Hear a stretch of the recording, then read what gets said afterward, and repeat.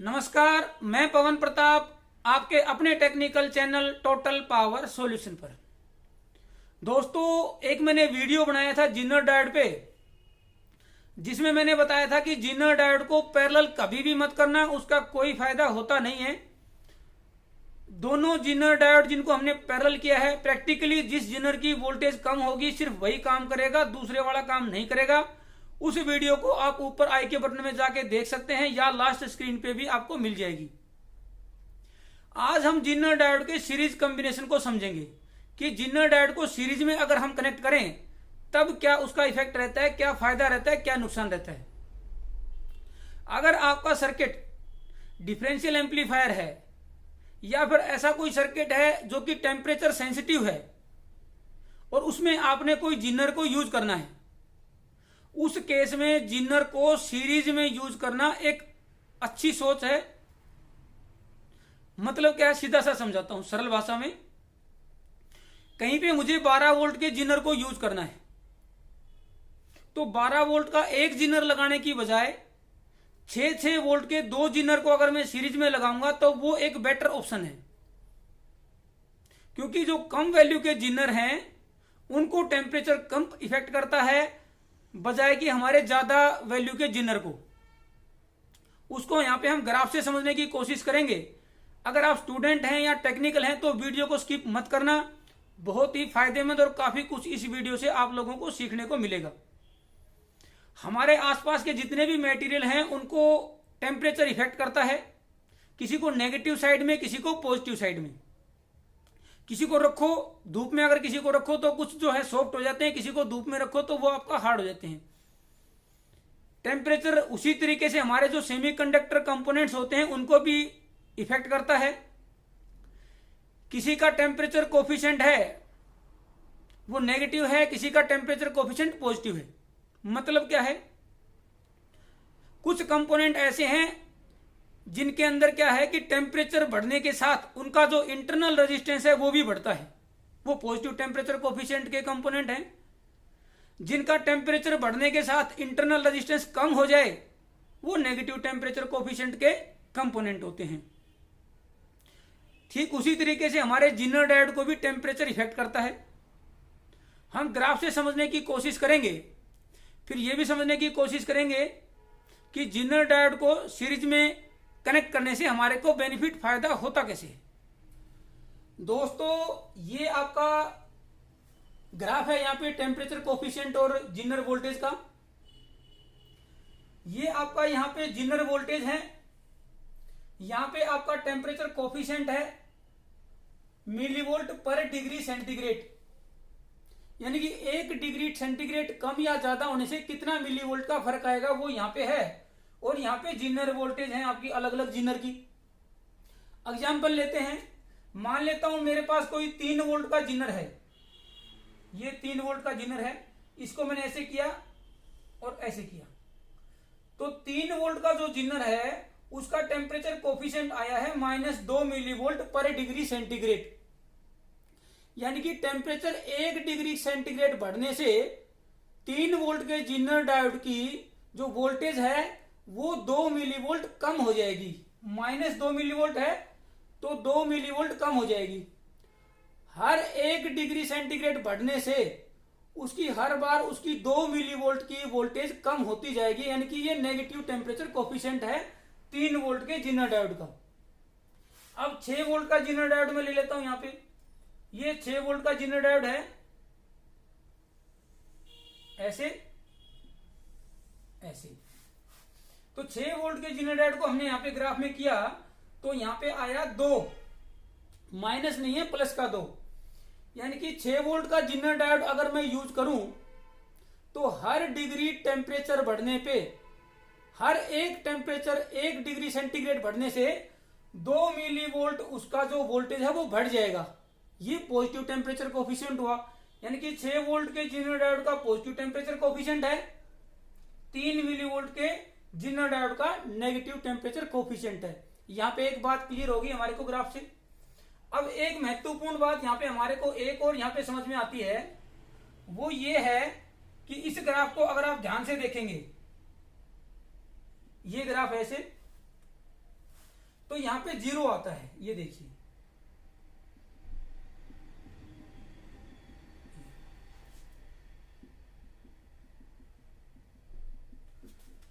यानी कि ये समझ में आया कि लगभग 5 वोल्ट से ऊपर के जितने भी जिनर हैं, 5 वोल्ट के लगभग उससे ऊपर के जितने भी जिनर हैं, उनका टेम्परेचर कोफिशिएंट पॉजिटिव है। यानी कि टेम्परेचर बढ़ने से उनकी वैल्यू बढ़ेगी।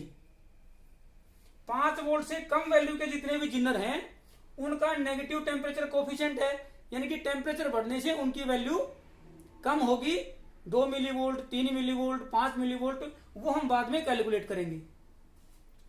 अब मान लेता हूं मुझे कहीं 12 वोल्ट के जिनर की जरूरत है। यहां पे आएगा 12 वोल्ट, ये 11 और ये आपका 12। मुझे 12 वोल्ट के जिनर की जरूरत है, तो 12 वोल्ट के जिनर को हम ड्रा करके देखते हैं। मैं यहां पे एक रफ आइडिया यहां पे ले रहे हैं हम लोग, एग्जैक्ट बाद में देखेंगे।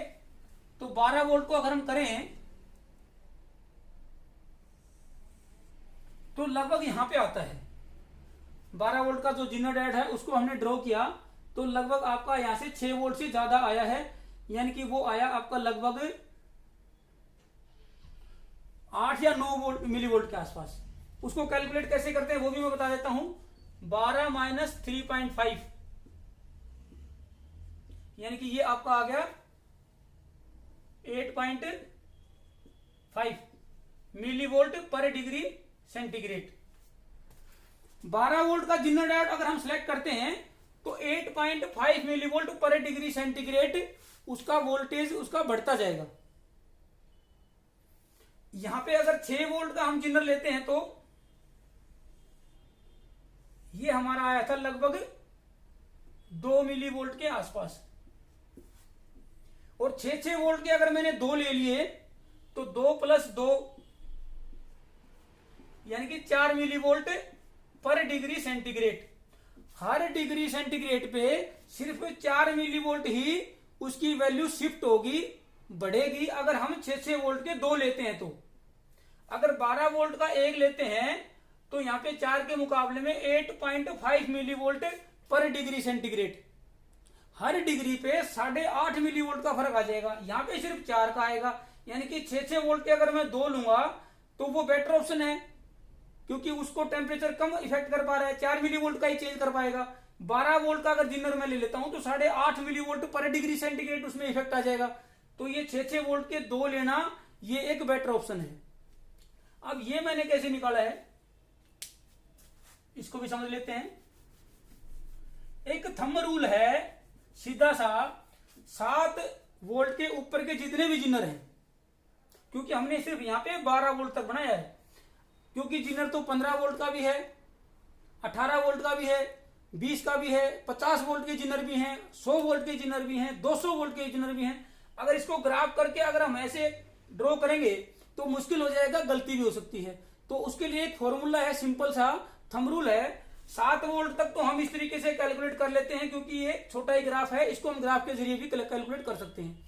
7 वोल्ट से बड़े जितने भी जिनर हैं उनका सीधा सीधा है कि जिनर वोल्टेज -3.5 जो भी आएगा उतना मिली वोल्ट पर डिग्री सेंटीग्रेड उसका टेम्परेचर कोफिशिएंट होगा। 12 के लिए कैलकुलेट करते हैं। 12 minus 3.5 equal to 8.5 millivolt पर डिग्री सेंटीग्रेड। 20 वोल्ट का कैलकुलेट करते हैं। 20 वोल्ट के लिए क्या रहेगा, 20 माइनस 3.5 यानी कि आपका 20 में से गया तो 16.5 यानी कि 20 वोल्ट का जो जिनर है उसका हर डिग्री सेंटीग्रेड पे 16 मिली वोल्ट का फर्क आ जाएगा अगर टेम्परेचर बढ़ता है। जैसे जैसे बड़ी वैल्यू के जिनर लेते जाएंगे तो उसके अंदर जो टेम्परेचर का इफेक्ट है वो ज्यादा होता जाएगा। 50 वोल्ट के लिए देख लेते हैं। 50 वोल्ट माइनस 3.5 यानी कि आपका ये आ गया 46.5 मिली वोल्ट। यानी कि 1 डिग्री सेंटीग्रेड बढ़ने से 46.5 मिली वोल्ट उसकी वैल्यू बढ़ जाएगी। तो कम वैल्यू के जो जिनर हैं उनको टेम्परेचर कम इफेक्ट कर पाता है बजाय कि ज्यादा वैल्यू के जिनर्स को। इसीलिए 6 वोल्ट के 2 यूज कर सकते हैं, 12 वोल्ट के 1 यूज करने की बजाय, क्योंकि उसका टेम्परेचर उसको कम इफेक्ट कर पाएगा। कंपनसेट जीनर डायोड कैसे हम यहां पे क्रिएट करने की कोशिश करेंगे।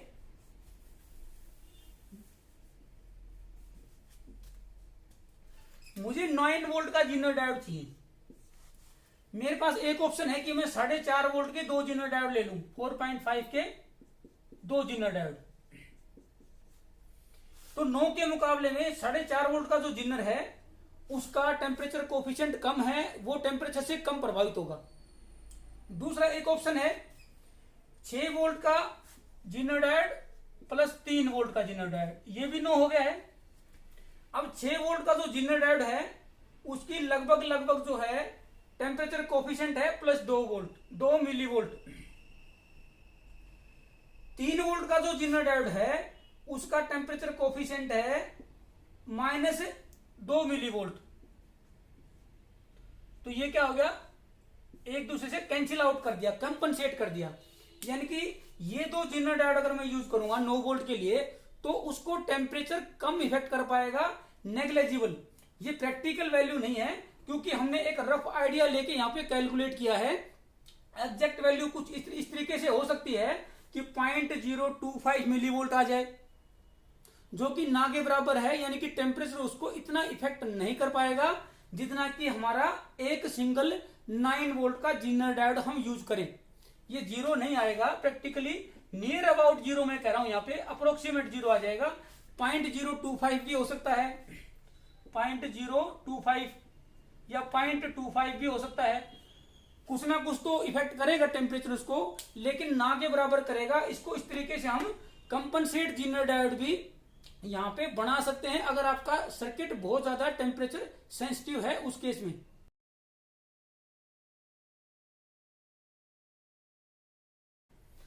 लगभग 5 वोल्ट, देखिए यहां पे 0 है और 0 कैसे करेंगे, तो लगभग 5 वोल्ट से नीचे के जिनर हैं उनका नेगेटिव टेम्परेचर कोफिशिएंट है, एक बात। 5 वोल्ट से ऊपर के जिनर हैं, क्योंकि 5 वोल्ट से ऊपर यहां जाएंगे तो पूरा आपका चाहे वो 200 वोल्ट का जिनर हो उन सबका पॉजिटिव टेम्परेचर कोफिशिएंट है, 2 बात। 7 वोल्ट से बड़ी वैल्यू के जिनर का टेम्परेचर कोफिशिएंट निकालना है तो उसकी जिनर वोल्टेज माइनस में 3.5, 9 वोल्ट का है या जो भी है 3.5 उसमें से लेस करेंगे तो उतना मिली वोल्ट आपका ये यहाँ पे 5.5 मिली वोल्ट आ गया, मान लीजिए। उतना मिली वोल्ट पर डिग्री सेंटीग्रेड उसका टेम्परेचर कोफिशिएंट यहाँ पे निकल जाएगा, चाहे वो 50 का हो चाहे 100 वोल्ट का जिनर हो। सीरीज में कैसे कनेक्ट करना है वो भी बता देता हूं, कुछ हो सकता है फ्रेशर भी होंगे। ये मेरे पास एक जिनर है 12 वोल्ट का, तो सीरीज में 2 6 वोल्ट के कैसे यूज करने हैं। ये एक 6 वोल्ट का यहां पे यूज करेंगे, फिर एक 6 वोल्ट का यूज करेंगे, ये 6 वोल्ट और ये 6 वोल्ट। तो जो टोटल इंपैक्ट है वो आपका 12 वोल्ट के जिनर का यहां पे आ जाएगा। 6 वोल्ट एक, उसके बाद 6 वोल्ट एक, इस तरीके से सीरीज में आप यूज करेंगे तो ये आपका टोटल 12 वोल्ट का जिनर यहाँ पे बन जाता है। और ये एक बेटर ऑप्शन है अगर आपका सर्किट टेम्परेचर सेंसिटिव या डिफरेंशियल एम्पलीफायर इस तरीके का कोई सर्किट है। अगर आपको हमारे वीडियोस पसंद आते हैं तो उनको लाइक कर सकते हैं, अपने फ्रेंड सर्कल में शेयर कर सकते हैं, ताकि ज्यादा से ज्यादा लोगों तक हमारे वीडियोस की इंफॉर्मेशन पहुंच सके। अगर आप नए हैं तो चैनल को सब्सक्राइब कर लें, बेल आइकन दबा दें, ताकि नए वीडियोस की नोटिफिकेशन लगातार आप लोगों को मिलती रहे। बाकी वीडियोस को देखने के लिए आप हमारे चैनल की प्लेलिस्ट पर जाके सभी वीडियोस को देख सकते हैं। थैंक यू दोस्तों।